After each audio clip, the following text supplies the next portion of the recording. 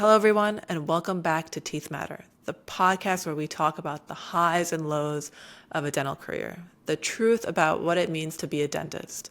I'm your host, Ellie Halibian, DDS, and today's guest is a man who needs no introduction, but I'm going to give it to you anyways.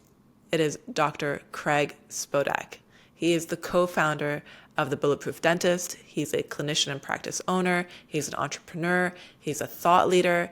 And I just want to say that every time I hear you, whether it's on your podcast or any other platform, I'm just in awe of what you say and how you say it. So this is a very exciting conversation for me, and I hope it will be for you too. So all of this to say, welcome.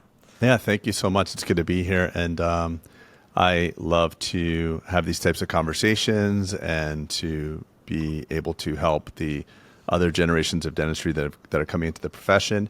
It is hard, and I've been a clinical dentist for 25 years. It makes me really old, but it's a hard profession. It's a rewarding profession, but along the way, I've had a lot of learning and a lot of failures.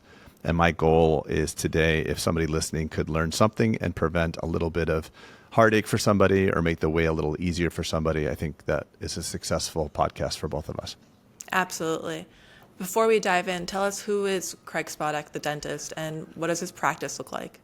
So I'm actually a third generation dentist. So it's like a genetic gene it's a genetic phenotype that's been passed down through the generations. My grandfather, my father, and myself. I never thought I was going to become a dentist. I always thought of myself as, I was excited about like entrepreneurial activities. Mm-hmm. And when I was in college, my dad remodeled his little tiny dental office and made it slightly nicer. And it kind of lit a spark in my mind of what dentistry could be. And I had dreams of building like a state-of-the-art large facility. And it didn't come to fruition for a long time, student debt and challenges working with the family. And my dad was a very conservative person. So I wanted to do big things and he was scared to do it. So it almost led us to our breakup. And fortunately, we worked our way through it. And in 2013, got a bank to give me a huge loan that they actually probably should not have done in hindsight. And I built a 13,000 square foot large dental hospital, I guess you could call it. And wow.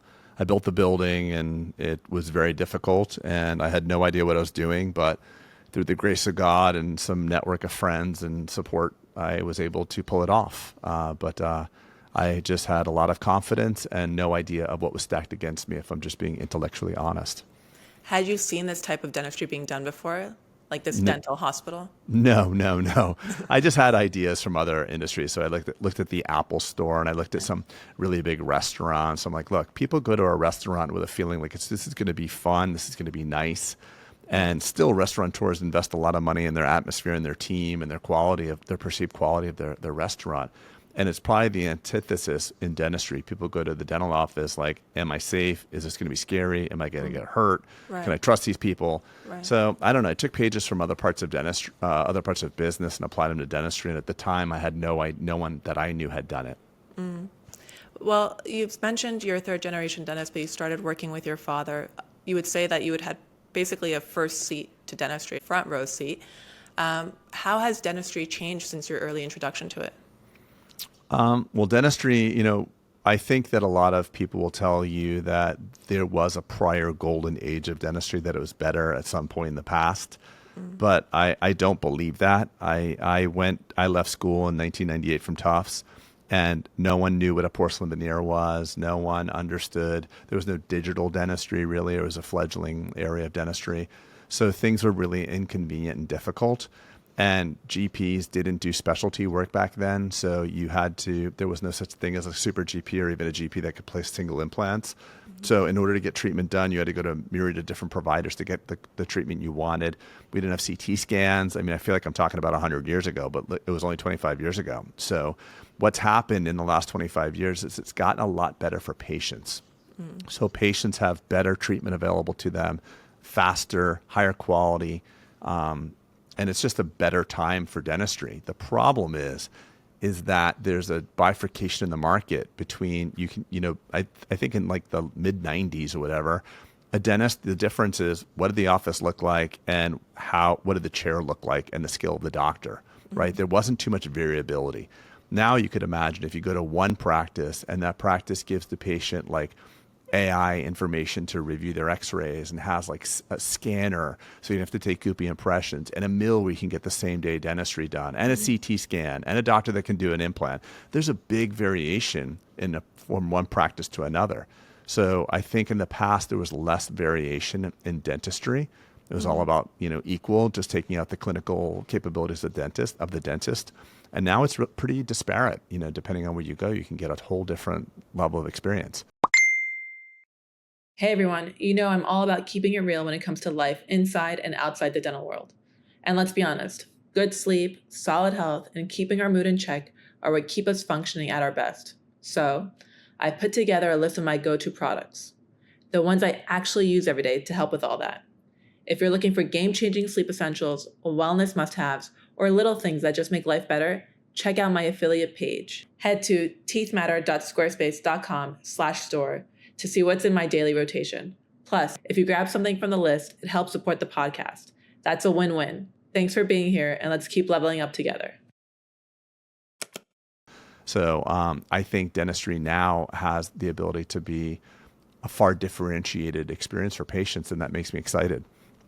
Absolutely. No, I love that. And people will probably come out of dental school probably being the first person in their immediate family to become a dentist. And they might look at you, and not in a negative way, but say, oh, he's had the resources or the mentorship or the support to build what he has built, to have the success that and he they has. wouldn't be wrong saying that. So I wouldn't take away the fact that I had to do it on my own because I had to, the banks and the leverage that I had. I had no money. I got out of school, I had nothing, but I did have a lot of privileges. I had an amazing family and an amazing father, a father that I'm proud of, a father that always taught me right and wrong, a father that showed me examples of what it means to be a good dentist. Let's face it, our first job is very formative on who we are. If you work for a crappy dentist, you don't know it's a crappy dentist, but you learn these habits and you learn, all the wrong things. So I had a good dad. But beyond that, he thought I was crazy. He thought I was making a big mistake. He knew the numbers of things that I was borrowing. I had an SBA loan at the time, a small business association loan, because I couldn't afford to get conventional financing. And SBO is a wonderful program, but it's government assistance. They gave me basically like 90 to 100% of the money because I couldn't come up with the money. Right. And they took a bet on me. But he thought it was crazy at that time. So listen, every force in your life has both positive and negative. So my dad gave me an ideal of what it's like to be a good, honorable, conscientious dentist. But he also, in some ways, and I love my dad, and thank God he's still with us, he, gave me a lot of negative things to me, like, what are you doing? This is crazy. You have no idea what you're doing. This could fail. My mom was saying, hey, you're a good dentist. You have no idea how to run a business. So it wasn't like all roses and sunshine. There was a lot of negativity. I remember one family dinner. It was my aunt Judy and my mom, and we were at family dinner. And she's like, Craig, you're actually crazy. Like, what do you do? You're putting your young family a lot of jeopardy. And they just kind of were attacking me. I was too late. I was already in the process. So it's not like I hadn't signed on the dotted line. So like my belief system is like, if someone wants to go for it, I'm going to cheer you on all day. I want to see people win. And I know that they didn't want to hurt my feelings. They were just being scared. But sometimes the people who love you most can impose their own limiting belief systems on you. And it's very damaging. And I literally got up from that table and I'm like, I'm not going to listen to this bullshit, basically. And I walked out because I'm like, I'm doing this. And if you guys don't believe in me, I'm out. So, I mean, I'd love to tell you that it was all like this beautiful family, like, oh, we got your back and it's going to be great. No, it was harsh at some points. But obviously we made up, but there was a lot of conflict during that time. It wasn't tailwinds for me. It was a lot of headwinds with my family. No, I'm sure. And especially when you hear people with limiting beliefs and they try to impose that on you, that could be very destructive. And to see what you've created out of that, it's incredible. What was the reaction when they started to see the progress? I think, so the story goes on. There's another line to the story. It's actually pretty fun, amusing. It's actually in the book I wrote over here, Bulletproof Dental Practice. But anyway, so I I move into the building, and I had at the time what's called a construction loan, which is a small payment. Let's call it like $2 or $3 at the time. And once you get your certificate of occupancy and you move into your building, it turns into the real payment. So it's called a construction to permanent loan. So for the sake of numbers, let's just say it went from like $3,000 to like $20,000. Big difference. Right. So I remember I get my certificate of occupancy and I'm like, oh dang, I have like $15,000 in the bank. So like when the bill comes on the 1st of January or 3rd of January, what am I going to do? So I go to sleep every night with this legal pad next to my bed, and I wake up at 2 in the morning. I'm like, oh, I could probably borrow $5,000 from Michael or $10,000 from John. And meanwhile, I'm married and I got 2 little babies, and I can't tell my wife that I'm scared because she'll freak out. So I have no one to tell. Like, I remember I told her one time, like, hey, babe, I need to talk to you. And she's like, what's up? I'm like, from a budget standpoint. She's like, wait. Are we okay? Like with panic in her eyes. Right. And I'm like, oh yeah, we're fine, totally fine. And I just blew it off and I never talked to her about it again. But because I couldn't, I had a 2-year-old son and kids to feed. I'm like, it was so stressful and I couldn't tell my dad. And so anyway, long story longer, we move into the building and the bank had gone through a sale. So the bank I was afraid to tell the story, by the way, for many years because I figured like the bank was going to listen to me and like, oh, aha, we got you. You owe us money. So anyway, they lost me in a sale. The bank got sold from one to another. And I remember when they got sold, I'm like, damn it, this is going to be really bad because if I hit a brick wall and they need to renegotiate, they're not going to be there for me. And what wound up happening was a blessing in disguise. And I got lost in paperwork. And instead of requesting the money immediately, it took many months for them to realize that I went from construction to permanent. So that big jump from 2 to 20 didn't happen. Okay. And so it was like by the grace of God, and I got lucky. I got a line of credit from God, and that's what, in actuality, that's probably what happened. So it just shows you, I was so overconfident, I had no idea what I was going up against. And I think if you're being intellectually honest, most entrepreneurs do that. They're overconfident, and they swing for it. They use action, and they just try to make it work. And it was crazy, but I surmounted it.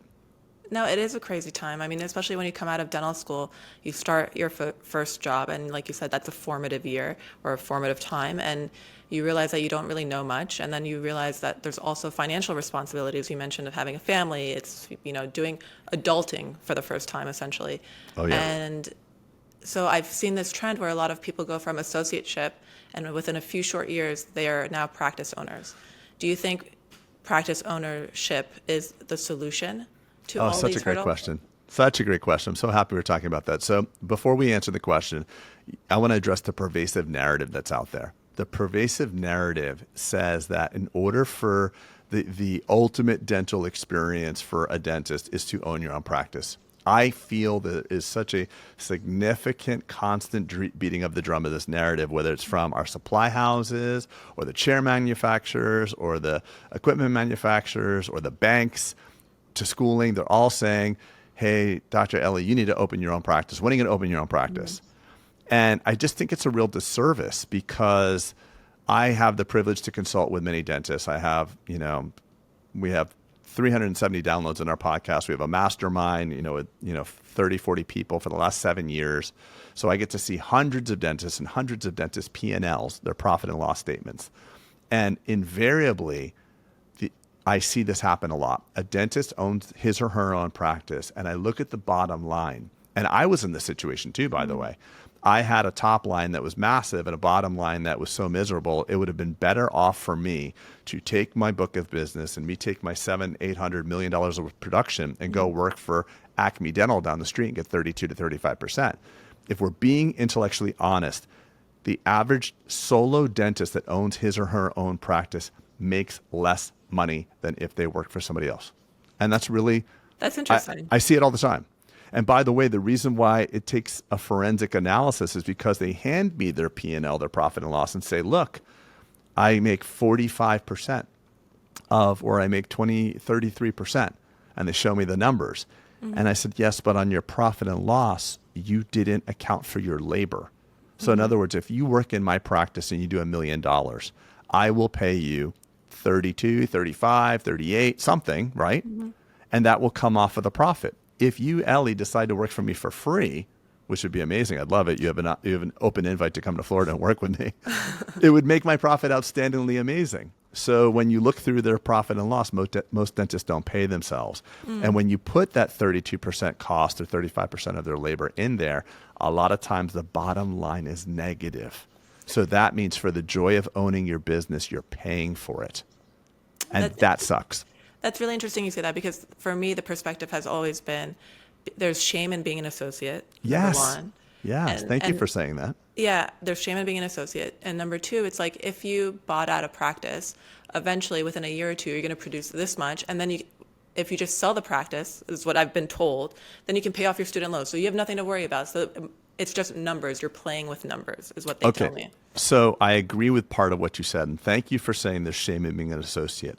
And I'm happy that you say that, because I always say that. I say people say, I'm just an associate. So listen, I am not talking about owning an asset is not good.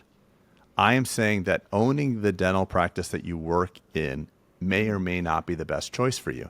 However, you must own an asset. And what is an asset? Could be an index fund, part of the S&P. It could be crypto if you're into that. It could be an apartment, a duplex, a house, anything. So all I'm saying is that, yes, if you are an associate, you should take a portion of the money you make. You should spend less than you earn. So if you earn 200 grand, try to live on 115 or 120 and take 20, 30 grand a year, whatever. I'm just doing back of the napkin math, 10%, 15%, and invest in something.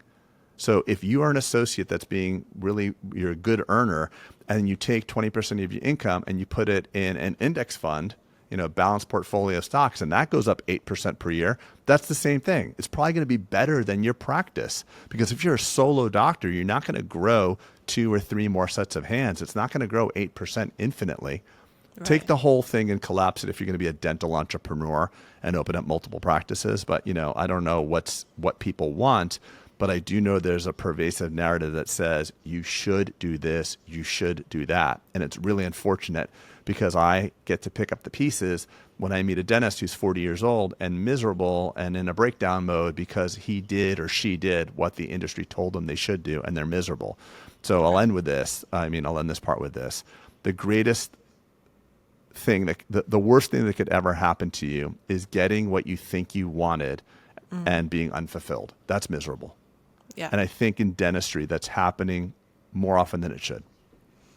And you're changing that. You have your Bulletproof podcast, you have the summit, you're building a community around this new perspective. So to just actually define, what does it mean to be bulletproof?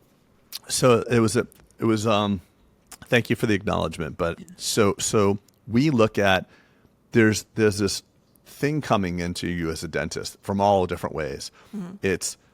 Dentistry is an extremely challenging profession. Our successes and failures lie in a micron. I've lost sleep, and I'm sure you have too, over the thought of that post-op x-ray.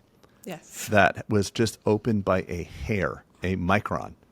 So we are extremely hard on ourselves. Patients will tell us all the time, no offense, I hate dentists. And it's not that's not the truth. They hate the fact that they have a body part that starts to break down immediately. If I don't scrub and wash my eyes every day, by the time I'm 17 or 18, they're not going to bleed when you touch them. But that's teeth. It's, one thing, God made a body part with our modern diet that requires constant maintenance. And if you don't maintain it, it's going to show signs early of disease. It takes decades to have heart disease. It takes decades to have other forms of ailments of breakdown. But teeth can break down really quick. I've seen 12-year-olds with rampant decay. Right. Those teeth have only been in their mouth for 4 or 5 years. So it's a tough profession. It's a tough narrative. We get no business training whatsoever. We get no, it's like the way school is. When I went to school, I learned how to look up things on microfiche and the Dewey Decimal System. I never learned how to pay taxes and what debt was all about. I feel like we are so educated. I was in school till I was 28, like you. And I knew nothing about running a business, nothing about what taxes are, nothing about mortgages, nothing about managing people, leading people. So you come out of school, you're a doctor, you've eaten ramen noodles for 8 years, sacrificing for the day that you can finally afford things. and you've deprived yourself all the way through your mid-20s. So what do? You go out, you get your white coat, and you're like, I'm a doctor. Let me go buy a nice car, like spend a little on myself. And you haven't made your first dollar, and then you put yourself in an adverse financial position. Never mind the fact that you may have borrowed $200,000, $300,000, $400,000, $700,000. So these bullets are coming in. So a bulletproof practice, a bulletproof dentist is not one who doesn't get shot, but doesn't get mortally injured by what approaches them. So our hope is that with our cumulative knowledge of butt kicking that we've gotten, that we can pave the way for future people to not have to do that. No, that's exceptional. It's a great concept. It's a great tool, and it's a great resource. When it comes, you mentioned earlier on that you had a different vision than your father. And my question to you is, what's more important, a vision or a well-defined goal? Can you tell me how they're different? Well, like, you might not know what it is that you want, right? You might have an idea, but you haven't unpacked it. So is it fair to say that a well-defined goal is strategic and a vision is around like what your heart wants? Maybe, yeah. Okay, so if that's the definition, the goal doesn't matter. Because when asked, human beings tend to come up with the most arbitrary goals, like I'll be happy when, or if that, or if this. And I think the most important thing is we don't spend enough time really introspectively thinking about what's going to make us happy and fulfilled. So there's a crisis in our society right now of lack of fulfillment. So I had a very interesting exercise that I did like 100 years ago before I started. And, I'm proud of my daughter. My 15-year-old daughter's done it too. Her school taught her that. But like to forecast in the future, what do you see for yourself? So I did this creative writing exercise in 2008, and I just made it all up. It's total BS. But I poured my heart into it. I thought of, it's Tuesday, October 8th, 3 years in the future. And I wrote this descriptive vision or this descriptive plan, this goal that I had and why it was important. So it wasn't like I have money and I have this or I have that. I'm like, I walk around my building. I am happy because I see people that are hardworking without rank or ego, and they're just trying to help patients. So it was a really elaborate fairy tale. But what happens is when you're writing your own fairy tale, if you're BSing yourself, you can't write it down. You'll scratch out. No, that doesn't sound right. No. And you'll write it again and again. You can't lie to yourself. So it's a very hard exercise. And I wrote it all out 3 years in the future. And it really, every time I got sidetracked or delayed, I would pull it out. And sometimes, it would bring me to tears. I went to a business consultant and I was telling him my plan. And he was just literally, while I'm talking, like yawning and like making funny faces. And like, this is so stupid. And I left that guy. And I just said, this is my plan. This is what I want. So I think the reason why I'm so happy with what I built is because I was so purposeful in what I wanted to create. And in that vision, it was not about money. It was not about all that stuff. But money's important. Don't get me wrong. I'm a capitalist. But I was very specific about building this. And I get a lot of dentist doctors that will say to me, I want what you have. And I always ask them why, and they always say, because I want to make money without having to use my own hands. So if I've ever invited those people to come to my office and they spend a day with me, 99% of them will say, oh, dear God, I would hate your life. And I would hate theirs. Why would you say that? Just because like I am a raging extrovert. I annoy the crap out of people. I want to be everywhere. I want to go to lunch. I distract everyone. I built what I want. I want to be in a big box with like 60 people running around it. But if you're an introvert, then you probably may not want to build a big box with 60. You might want to build like one box with 3 or 5 boxes with 5, and you don't have to be there. So I just knew what I wanted to create, really, really detailed after some soul searching, and I created it. So now if Acme DSO came along and said, hey, here's twice what it's worth, I could still say no, because the money wouldn't replace what I have. And I actually, at this very moment, really like what I'm doing. I know next week could be very challenging as a business owner. It's one phone call could make it all bad. But some days are tough and some days are not. And right now it's good. I guess what they're trying to say is maybe they're trying to get the financial freedom or flexibility that you have. Sure. Sure. But then say that, I think that you can build a practice that's the beautiful thing about dentistry. You can literally maximize it for whatever you want. It's a beautiful profession for females, especially women who want to be mothers. You can actually have a 3-day-a-week career. I mean, there's a lot of careers that if you want to do 3 days a week, you're going to not be able to advance yourself as a woman. So I think you just have to figure out what you want to maximize it for. And then I think you can do that. And I would not listen to the narrative of them telling you what you should do. And you should open up 5 and 7 and 8 practices. I think there's a customizable way to do it exactly how you want to do it. Yeah, I definitely think dentistry is a vehicle to whatever you want it to be. But having said that, what's the best investment you've made in dentistry? All right, let's talk about something we all know and love, Figs Scrubs. Figs is the go-to brand for healthcare professionals who want to look good, feel good, and perform their best. Whether you're on your feet all day or tackling tough tasks, Figs Scrubs offer unmatched comfort and durability, all while looking incredibly sharp. And because you're listening today, you can snag 20% off your next order using the referral code in the show notes. You already know Figs is a trusted brand in the industry, so why not level up your wardrobe while saving some money? Check it out and use that code for your discount.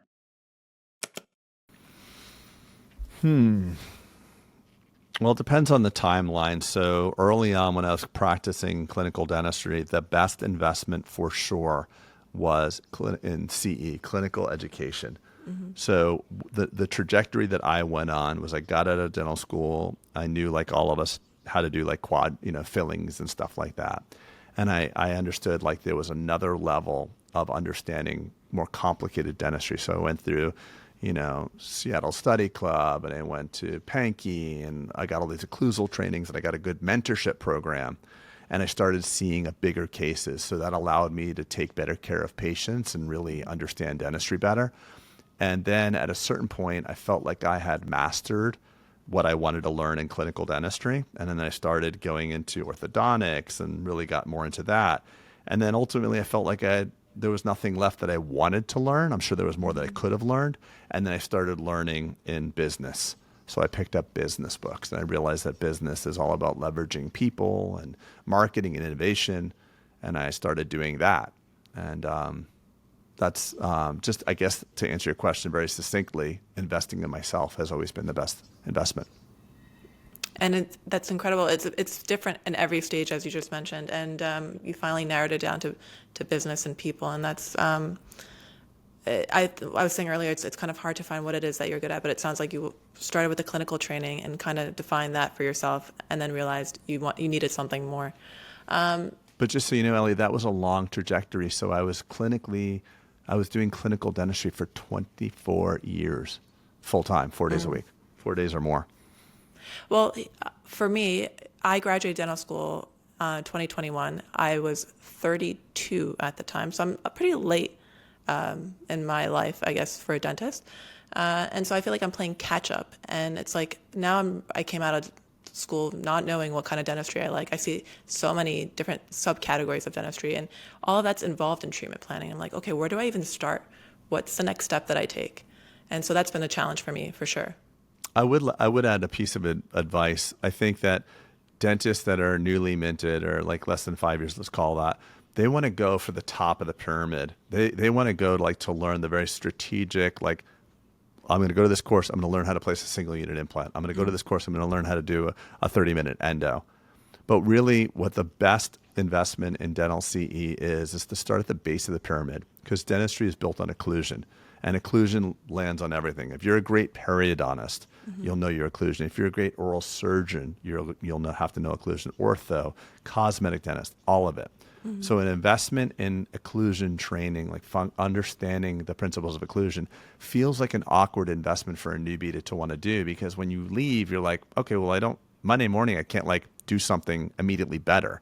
Like, at least with the implant training, I see a hole and a space in someone's teeth, I can put an implant. I know how to monetize that. Right. But I would just tell people that occlusion is so darn important. It's so incredibly important. It's something that you don't realize till you're in the field long enough to see your stuff start breaking, that you realize the complexities of bite. And that's what hurts our feelings too, because we try really hard, we do excellent work, And then porcelain breaks. There's ceramics break. And there's a famous quote, ceramic only breaks when it's in the way. And we'll blame somebody else. Oh, the patient must have been in a rib or something. And then we see it again, and we see it again. And like 7 years into our career, like, damn it, there's probably something I don't understand. Yeah. No, thanks for that tip. Yeah. There are courses that I'm looking at, so I'll make sure to do that. But my next question for you is, what separates the top 10% of dentists from the remaining 90%? How do you define somebody in the top 10%, just so I know how to answer the question? Actually, that's a good question for me. I guess for me, success means legacy and having an impact. But I would say, Well, that would be the people that have the podcast then, I suppose. I guess when it comes down to it, most of us want financial freedom. So the top 10%. Yeah, well, that's easy. So I know people that make $1 million a year and they're always talking about money and they're actually broke. And I know people that make $100,000 a year and they're wealthy and they live great. So for me, success means knowing what you want and then liking what you got.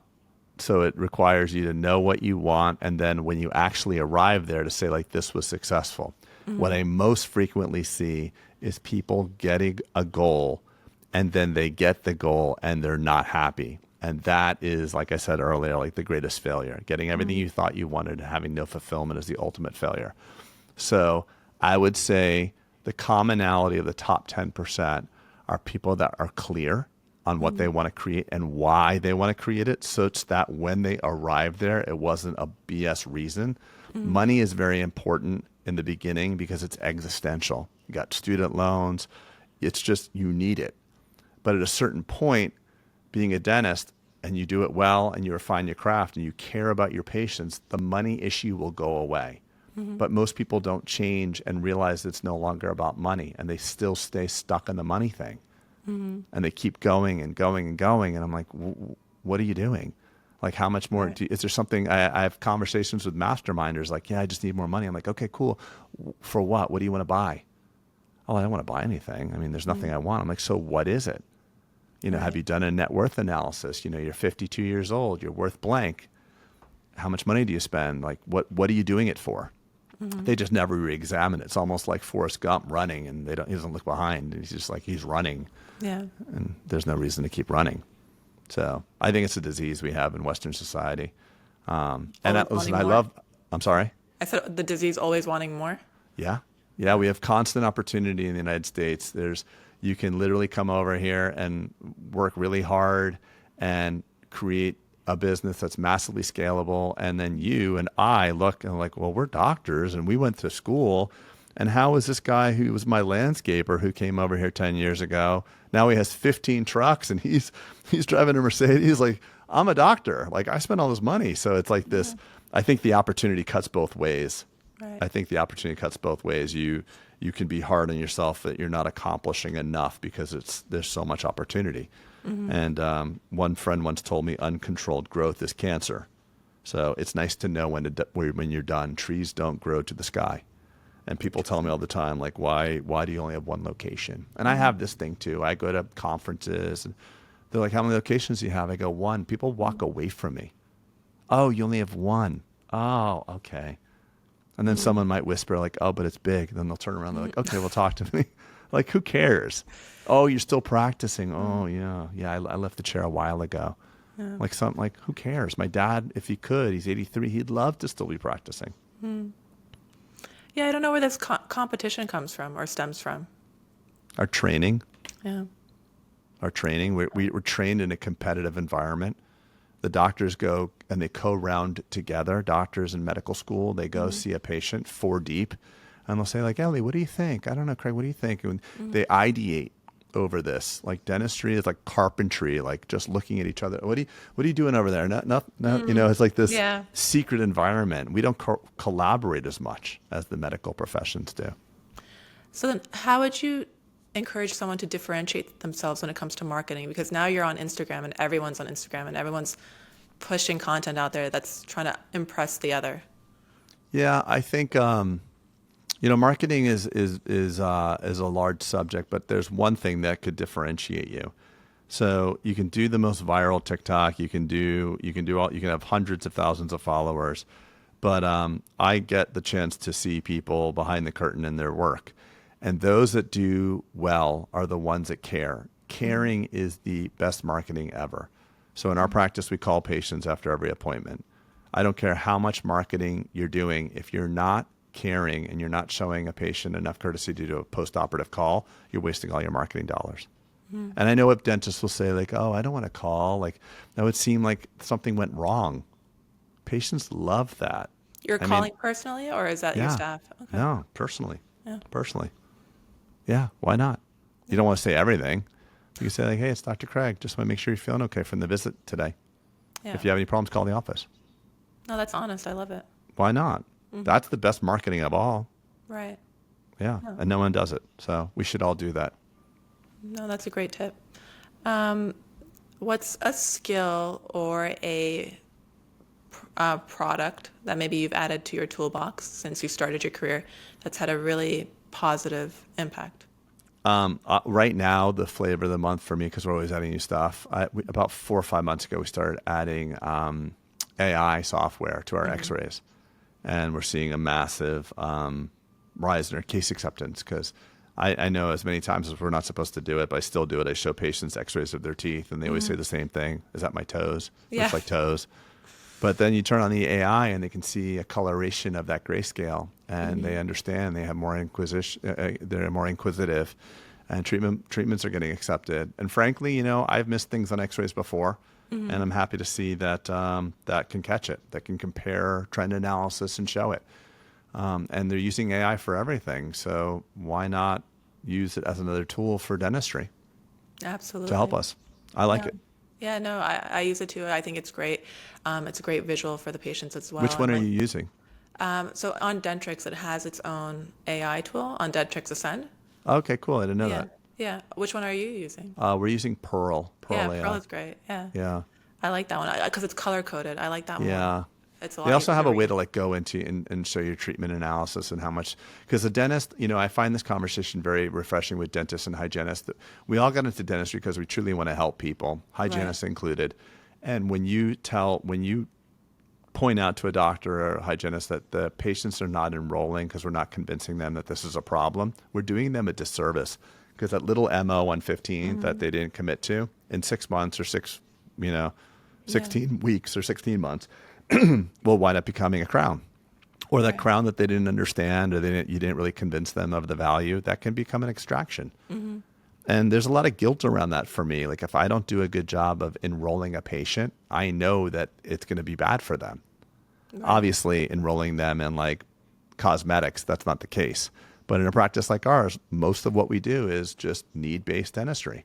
So if they blow it off, if I say to somebody, you have a little cavity here, and they say, well, the doc says little, I guess that means it's not a big deal. I'll see them in 2 years, and they come back, and it's freaking gone. I mean, Yeah. I've seen that. You've probably seen that in your career. Yeah. No, I get patients who ask me, how soon do I need to get this done? Like, can it wait 2 weeks? Can it wait 3 months? And I'm like, and then the good thing is we also use scanners. So when I use a scanner, I feel like that's even more impactful than just the AI on the x-ray. Yeah. Because then they get to see directly what it looks like in their mouth and how their teeth come together. Right. And the correct answer to how long can I wait is I have no idea. I've had patients where there was an MO and 5 years later it didn't change. And I've had patients where 5 months later went from an MO to an extraction and they were super pissed. Yeah. You Yeah. know, you told me it was small. I'm like, I don't know. So all I could tell people, if this was my mouth, I would not wait. Yeah. You know, like in medicine, they don't say you have a little spot of cancer. Let's wait till it spreads. You know, what are we watching things for? Right. No, I don't understand why we watch things. I guess they want to be as conservative as possible. I think we don't. I think we have a fear of being judged and not being liked. So dentists feel bad and they don't want to tell people what's really going on. That, and sometimes I think we don't want to create problems. If it hasn't been a problem, don't fix it. That's what one of my professors used to say. Yeah, no, I see that. Like, I Yeah. mean, obviously, if there's, what appears to be periapical pathology, but could be an apical scar. I get that. But like decay, that's advancing. I don't know. Yeah. I just think we have to have a tighter leash on people. I mean, if we're going to watch it, I wouldn't push it out for 2 years. I'd get a tighter watch cycle on it, just maybe 6 months or a year or something like that. No, I completely agree with you. I want to ask you one last question before I let you go. What's the best advice you've ever received?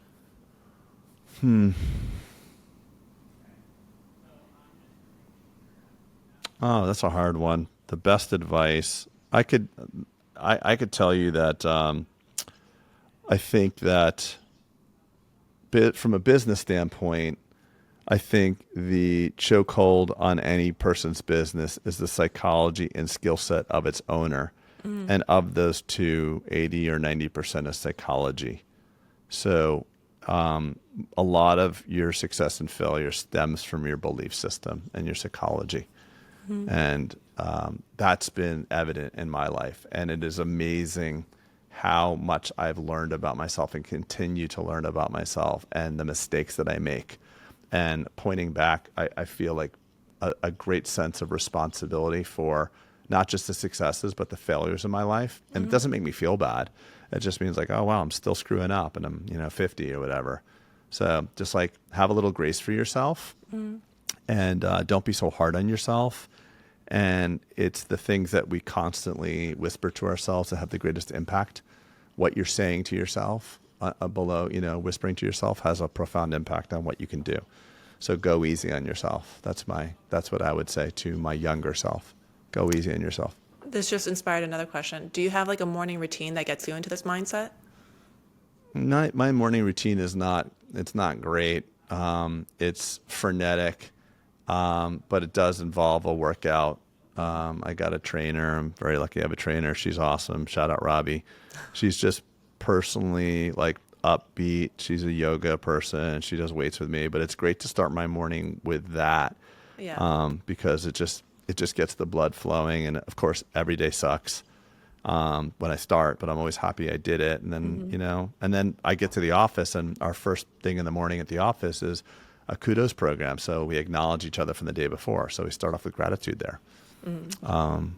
So there's 2-3 minutes of gratitude, like thanks for Becky for helping with this, or thanks to Dr. So-and-so for staying late. So there's a cultivation of gratitude, and gratitude is an amazing emotion. Absolutely. Key to abundance. I want to thank you for taking the time to chat with me. If someone wanted to reach out to you or, get involved with Bulletproof, the summit, where can they find you? So the podcast is Bulletproof Dental Practice on everywhere that you like to listen to your podcasts. We have our summit coming up August 8th and 9th at the Ritz-Carlton in Orlando. Don't get scared. It's at the Ritz. We organized a $200 room rate when it should be like $800. So even if you just want to go to the Ritz for cheap, that's pretty cool. That's August 8th and 9th. Just go to bulletproofsummit.com, or you can Google Bulletproof Dental Practice. And the book is on Amazon. I'm still proud of it. Still selling. I got a royalty check for like $11. So, No, that's incredible. That's one of my life goals, but I'll list everything in the show notes. Appreciate it. Yeah. And I want to thank you, Ellie, for doing what you're doing, because it's really important. Every segment of our audience needs an advocate, and don't ever think that you're not helping, because you're helping a lot of people. I bet a lot of people come up to me and said things like, you were the voice that was there for me when I needed it most. And, you and I just think we're just talking. Yeah. But there's another person on the other line that's like, wow, this is what I needed today. Yeah. That means a lot coming from you. I appreciate that. Thank you. Yeah. Thank you.